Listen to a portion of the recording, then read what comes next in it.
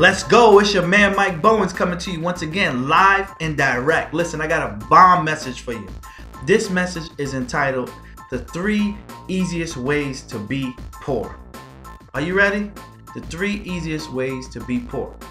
Now listen, we're coming up on the holidays. I felt that this was necessary to share this. So here we go. Especially I should have dropped it maybe last week after we just had Black Friday. But watch this. We got Christmas coming up. To some people, they'll say this is the most wonderful time of the year. To others, they say this is the most depressing time of the year. But for me, I look at Jesus. This is about his birth. Nothing more, nothing less for me. And so there's no pressure on me when it comes to spending and gifts and things of that nature. You know, God has blessed me and I'm able to do these things. Okay, so now let's get into the message. One of the quickest ways to be poor, right? Number 1, impulsive spending. You need a plan for your money. If you do not have a plan for your money, somebody else who has a plan to get your money is going to get it. Listen, people spend millions of dollars on the Super Bowl for ads. Just for that 30 seconds so they can entice you to go buy the pizza, so you can buy the beer, so you can buy the clothes, so you can buy the furniture, so you can buy the car, right? And within that time, people are like, oh yeah, I'm going to get that. Subliminally, it locks into your mind. You're like, you know what? I'm going to buy that. I'm going to get that. So, impulsive spending. When you go to the store, do you go to the store just to get the item that you said you was going to get? Or you go to the store and you're like, well, you know, I have a few extra dollars, so, you know, I think that looks so good over there. Oh, look at those plates. Or look at that dress. Or look at those shirts. Or necklace. Or whatever. Shoes. Whatever. But is that what you went to the store to buy? You could have took that money and put it aside and maybe paid off a debt. Maybe paid down your credit card. Right? Maybe put it into a savings account towards investment. See, when you don't think long term, then guess what? You'll always be in impulsive spending because you think short term. I don't know what it is about people that, and I think it's because a lot of times people didn't have much growing up, that when they get a certain amount of money in their hands, it's like, ooh, I gotta spend it. It's killing me not to spend this money. It burns a hole in their hands. They gotta give it away. And so the person who's sitting back thinking, I need to create a product. I need to have a service business. I need to have something so that when these people get their money, they can give it to me. They're waiting for you. They like vultures. They're ready. They're on the prowl. And so you gotta have a vision. You gotta say, you know what, this is what I wanna do with this money. I wanna take this money, I'm gonna pay off my credit card. I'm gonna take this money, I'm gonna put it away towards a new down payment on this rental property I want to buy. Right? I want to put it away towards this business I want to start. See, there's nothing wrong with buying nice things, but you want to put yourself in a position where your money makes money. You don't want to be in a position where you work all week for money and now you're so stressed out, you're like, oh, I just need to shop, I feel better. You spend the money, then you got to go back again and work again to get the money up just for you to spend it again and do it all over again. You see that cycle? That's a cycle of poverty. That's the cycle of being broke. And guess what? You get older, your body gets, as the older you get, you can get tired, you're not capable of the same things. You kind of slow down a little bit. If we're not taught these things, if we don't focus on these things, time will keep ticking. You'll start to get older, right? And now you don't want to work, but now you have to work. Because all of that money that you let slip through your fingers because of impulsive spending is now causing you have to work in your old age. And you got to ask yourself, the cost of living keeps rising, but the money that you're earning is staying the same if you're not wise.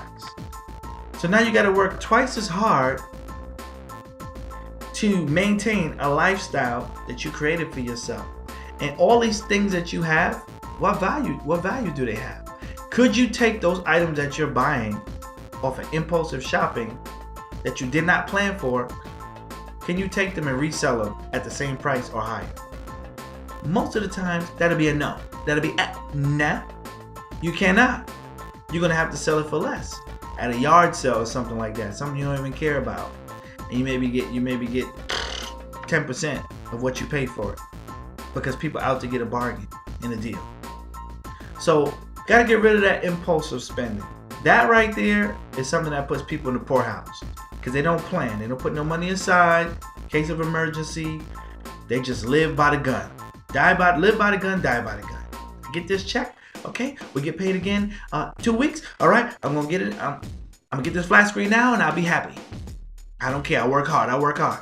See, the Bible tells you do not labor to be rich, but people work overtime and anytime. So you gotta know the laws of the land. And maybe I need to do a message on this.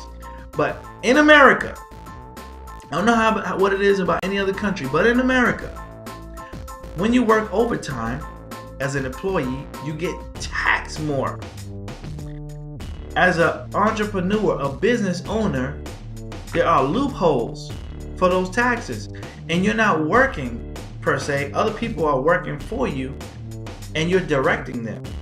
So who's going to get tired first? If I'm directing you to do the work, or if you yourself are doing the work? You. Who's paying more in taxes? The employee or the employer? The employee. Even when it comes to rental properties, there's such thing as passive income, which is tax-free.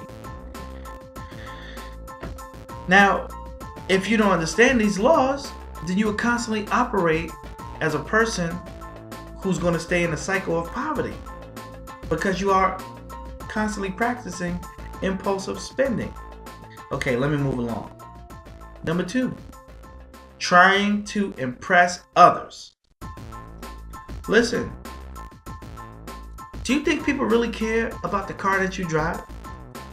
They may say, "Oh, that's a nice car," or "That's a broken down car," but are they making your payments? Or if your car's paid for and it may not be the newest model, but you feel free.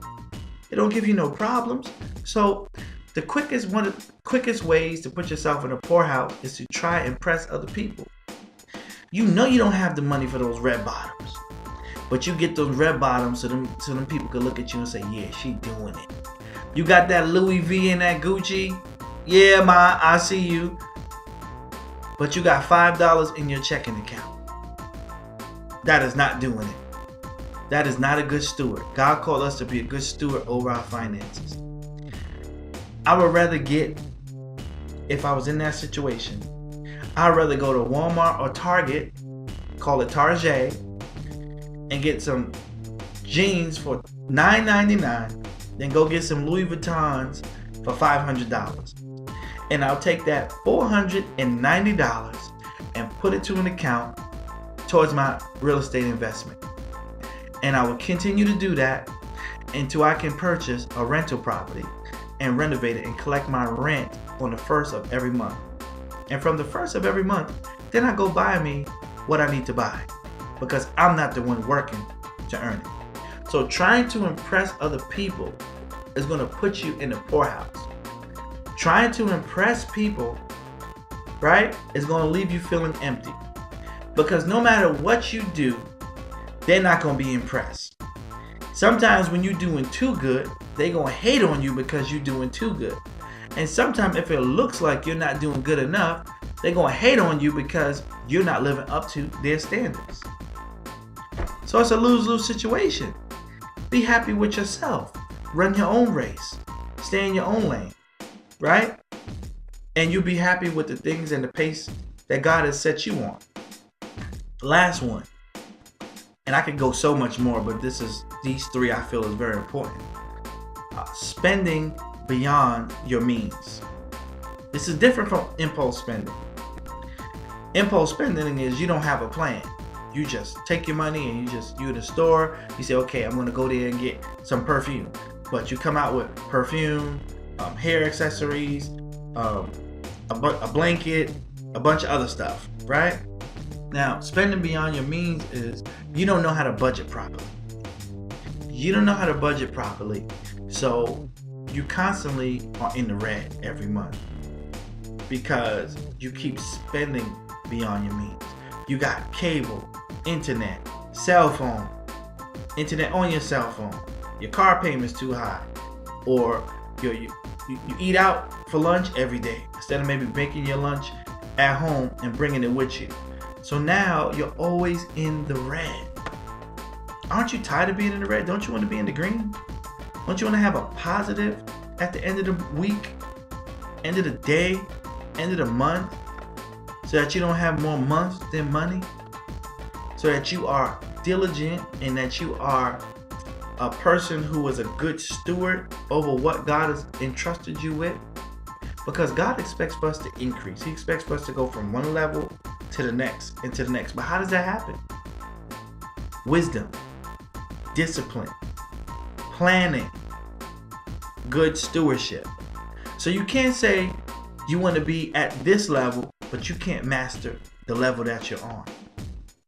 And so one of the best ways to turn this situation around is to have a budget and to have a plan about what you're doing with the money that you're getting every month. Have a plan and stick to it. People calling you on your phone, hey girl, you going out this weekend? You going? No, I can't go out this weekend. Or if we go out, let's just, let's go to the park, or you come over to my house. We can just kick it for a little bit. No, we going out. All right. No, we going shopping at the mall. You coming? No. I can't do that now. I got to go. I got a plan. And write the vision before you. Put it up. Put up pictures. Put where you're trying to go, what you're trying to achieve, so that you can see it, so that it can inspire you, so that it can motivate you, so that it can encourage you when you're feeling low. Right? And at this point, that's really what I wanted to say for this message. And I pray that this message encourage somebody and motivate somebody. Hit that subscribe button, hit that bell for more videos. And until next time, I'm saying, be blessed.